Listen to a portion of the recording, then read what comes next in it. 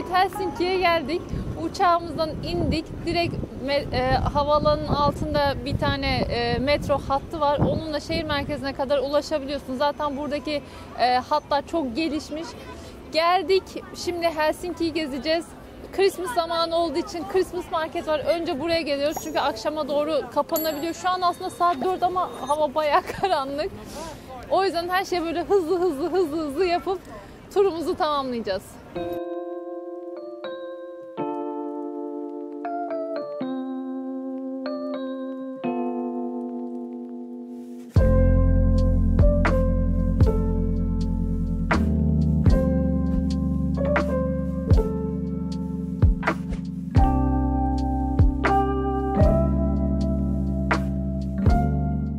Şekerleme konusunda ne diyorsun?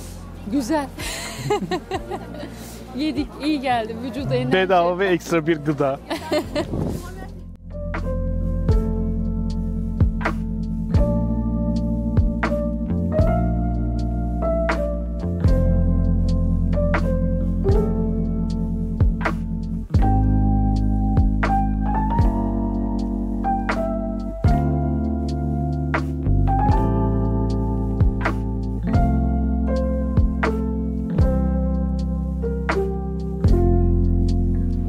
Yayınımız zor şartlar altında devam ediyor. Bayağı bir kar yağıyor. Rüzgar da çok fazla. Aşağıda Christmas Market'in açılışını yapmıştık ama burası tam o büyük meydanın ortasında bir yer. Beyaz Katedral'in oraya gelmişken yukarıdan bir size de gösterelim dedik. Hem de özet bir bilgi geçelim. İçeride hem hediyelik eşya hem yeme içme vesaire gibi şeyler var. Her yer çok şenlikli. Çoluk çocuk herkes burada. Hava soğuk ama hiç aynı bizim gibi işte turistler geziyorlar yani.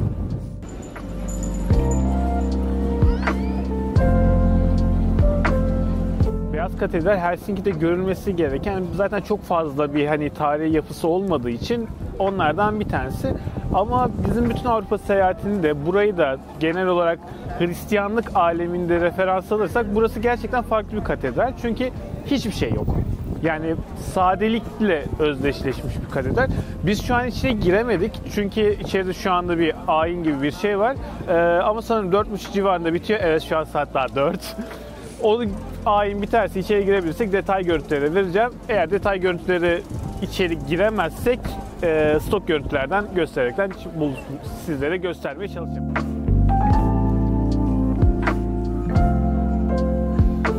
Şimdi gelince Güldeniz'in de söylediği gibi Christmas Market'teyiz. Christmas Market Senato Meydanı'nda kuruluyor. Senato Meydanı aslında Helsinki'nin her şeyinin olduğu meydan. Hemen arka tarafta zaten Beyaz Katedral vardı. Ön tarafta da işte Özgürlük Anıtı isimlendirilen, öyle bir şekilde isimlendirilen anıt bulunuyor.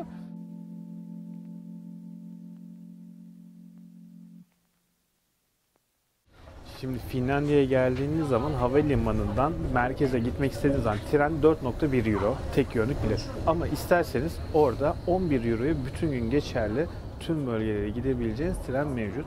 Özellikle Finlandiya gibi soğuk yerlerde o bileti almanızı öneririz. Çünkü hava gerçekten soğuk ve tramvay, yürüyerek normalde gidilecek yerlere tramvayla gitmek çok daha mantıklı oluyor. Evet, şimdi neredeyiz? Kütüphaneye geldik. O meşhur kütüphaneye geldik.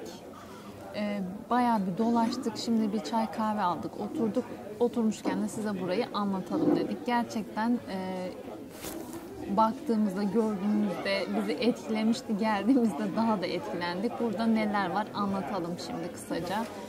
İçeriye giriyorsun. 3 kattan oluşuyor. Her bir katta ayrı ayrı alanlar var. Neler var bunların içerisinde?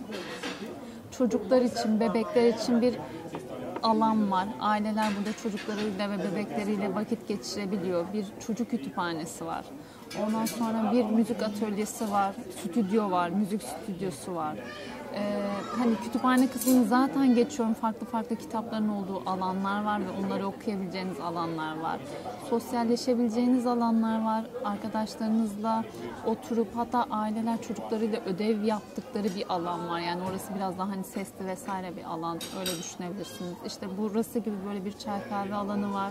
Sonra tekrardan dönecek olursak ne var? Terzilik atölyesi var orada. Hem dikiş dikilebiliyor. İşte gibi böyle Dikişle de nasıl hiç işimiz olmadığını nasıl anlaşıldı? mutfak atölyesi var. Elektronik ne diyeyim ona? Elektronik atölyesi var. Orada işte kartlar vesaire yapılıyor. Yani elektronik atölyesine ben gerçekten çok şaşırdım. Çünkü içeride lazer makineleri vesaire falan var. Yani ciddi anlamda profesyonel devre yapabilecekleri insanların bir atölye. Yani bu çok büyük bir şey. Sonra ne var?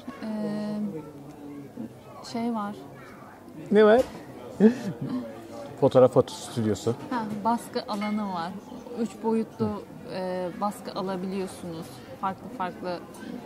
Hiç bilmiyorum değil mi? 3 boyutlu printer ne olur? 3 boyutlu printerlar var. 3 boyutlu baskılar alabiliyorsunuz. Ben gördüm ama alıyorlardı orada. Sonra normal fotoğraf, poster vesaire alınabileceğiniz büyük baskı makineleri de var. Aynı zamanda baya hani normal bu atölyelerin haricinde PlayStation salonu vesaire gibi oyun alanları falan var. Evet, oyun alanları var, kutu oyunları var. Kutu oyunlarını alıp bir yerde arkadaşlarınızla oynayabiliyorsunuz. Toplantı odaları var, kapalı, hani sessiz ortam sağlayabilecek alanlar var. Hani internet falan zaten var. Bilgisayarlar var, o bilgisayarlarda araştırmalar yapıp işte işlerinizi yapabilirsiniz. Onun dışında kendiniz bireysel oturup takılabileceğiniz farklı alanlar var. Yani hepsi çok güzel. Yani ben gerçekten çok beğendim. Burada bir Finli'nin ihtiyacı olabilecek her anlamda ihtiyacı düşünmüşler. Ona göre yapılaştırmışlar. Süper.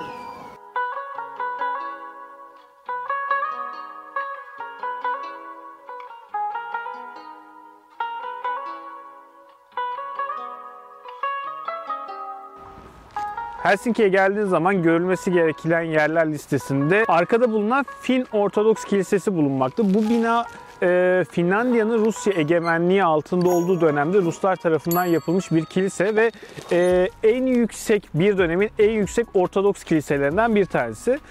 Ortodoks kilisesini nasıl ayırt edersiniz derseniz altın varaklı, cafcaflı olan kiliseler Ortodoks kilisesidir. Bina kırmızı taşlarla kaplı olduğu için aynı zamanda Kızıl Kilise olarak da geçiyor. Ufak bir kilise ama içerisi çok güzel toplanmış, çok güzel böyle hani ufak ama her şey yerli yerinde olan güzel bir kiliseydi. Ben açıkçası beğendim. Bir de Avrupa seyahatinde hep Protestan dönemi, efendime söyleyeyim Katolik dönemine ait, onlara ait kiliseleri gördükten sonra farklı bir kilise görmek belki de bir tık iyi de gelmiş olabilir, bilmiyorum. Geldiğin zaman görebilirsiniz. Zaten tramvay buraya kadar gelen bir tramvay hattı var. 4 numaraydı yanlış hatırlamıyorsam. Güldeniz arka taraftan kafa sallıyor. 4 numaralı tramvayla buraya kadar gelebiliyorsunuz. Aklınıza bulunsun, gelin yani. Zaten Finlandiya, Helsinki'de çok da görülecek böyle tarihi bir bina olmadığı için değerlendirmeyi almanız gerekiyor. O zaman biz devam ediyoruz. Evet, Fin saunası meşhur bir şey ya. Burada da şöyle bir kültür var. Yani sauna zaten burada bir kültür. Yani Fin hamamı dediğimiz şey. Saunaya giriyorsun, sonra burada denize giriyorsun, soğuk suya. Ondan sonra tekrar saunaya giriyorsun. Finlerin uzun yaşama sırlarından bir tanesi de bu.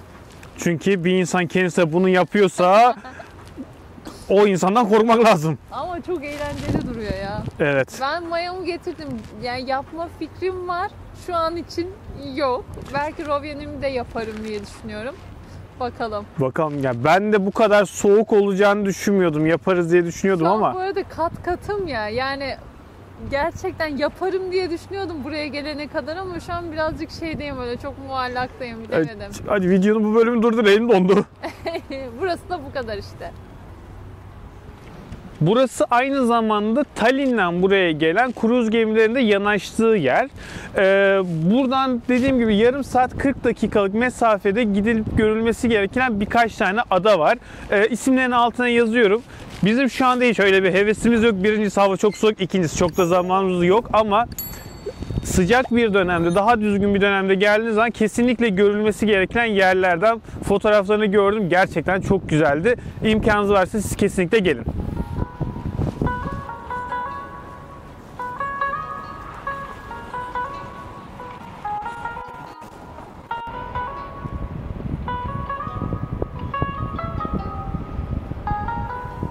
Burası da Esplanadi Parkı ya da sen aşağıya doğru şekilde yazarsın. Söylemek çok da zor değil aslında ama artık ağzım dilim uyuştu. Esplanadi Parkı. Burada etkinlikler oluyor, konserler, işte onlar bunlar, sergiler vesaireler. En önemli parklardan bir tanesi Helsinki'de. Böyle yazın insanlar geliyor, güneşleniyor falan. Kalabalık zamanları çok oluyor. Böyle buradan kendini vurdu mu da dümdüz denize doğru gidiyorsun.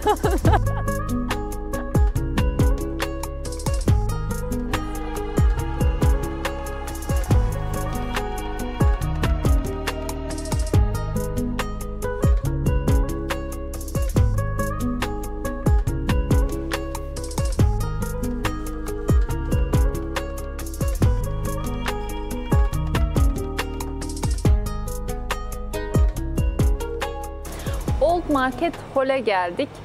Burası birçok yerde gördüğünüz gibi kapalı bir pazar yeri aslında. İçeride geyik etinden ayı etine kadar diğer şarküteri ürünleri, kahveler, tatlılar, yiyecekler, hem buradan bir şeyler satın alıp gidebilirsiniz hem oturup yiyip içebilirsiniz.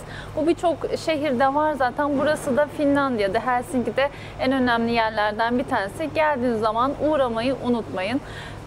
Özellikle şöyle hani burada somon çorbası falan çok meşhur, onları tadabileceğiniz yerler de var. Tekrar söylüyorum. Geldiğinizde uğrayın mutlaka. Emin olmadı da sana ikna edemediysem bir kere daha söyle. Geldiğiniz zaman bence kesin uğrayın. Geldiği zaman uğrasınlar mı? Bence uğrasınlar. Birkaç kere daha söylersin.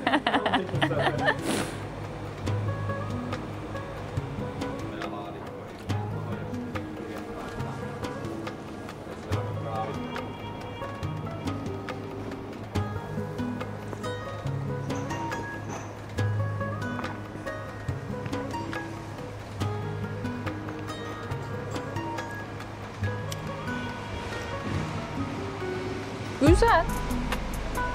Ama çok spesifik bir tadı var mı? Bence yok.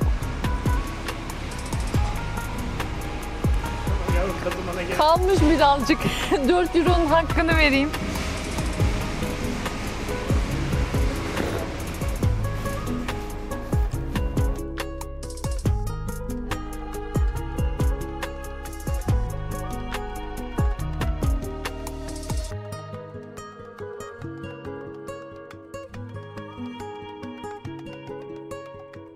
Şimdi buraya geldiniz, birkaç saatiniz var ama şehirde gezeceksiniz. O zaman bu bagaj emanet yerleri çok faydalı oluyor. Geliyorsunuz, burada saat aralıkları var. O saate göre bir alan kiralıyorsunuz. Bagajınızın boyutuna göre depolar var. Ona göre kiralıyorsunuz. O saatler boyunca burada bırakıyorsunuz. Sonra gelip alıyorsunuz. O süre zarfında da böyle keyifle şehri gezmiş oluyorsunuz. Valiz taşıma derdinden kurtuluyorsun. Evet, valiz taşıma derdiniz olmuyor. Fiyatı saatine ve bagajın boyutuna göre değişiyor. Bu arada biz small aldık. Small'a büyük boy. Hemen şurada gözü. Bu sığdı, daha da sığardı. Başka eşyalar koyduk. Yani öyle düşünün. Derinliği çok fazla. X-Large olan çok daha büyük. Yani çok fazla bagajınız varsa X-Large seçebilirsiniz. Biz bu arada 6 saati seçtik galiba. 8,90 euro ödedik. 12 saat. 6 ile 12 saat arası mıydı? 6 ile 8 saat arası mıydı? Bir şey de 6 saat ve üzeri olan da 12 saat Evet. üzeri olan da zaten 9,90'da. Evet. Yani gayet faydalı. Taşımaya gerek yok. Şununla ne yapacaksın? Arap gibi. Buradan Araplara sevgiler.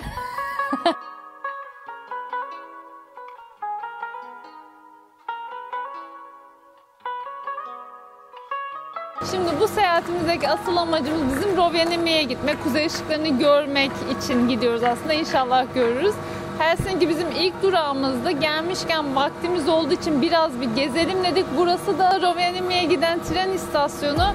Şimdi gece treniyle Rovaniemi'ye gidiyoruz. Sonra yine aynı şekilde geri döneceğiz. Seyahatimiz böyle devam ediyor. Helsinki'yi burada kapatıyoruz. Rovaniemi'de ve gece trenini de göstereceğiz size. Oralarda görüşmek üzere. Hoşça kalın. Hoşça kalın.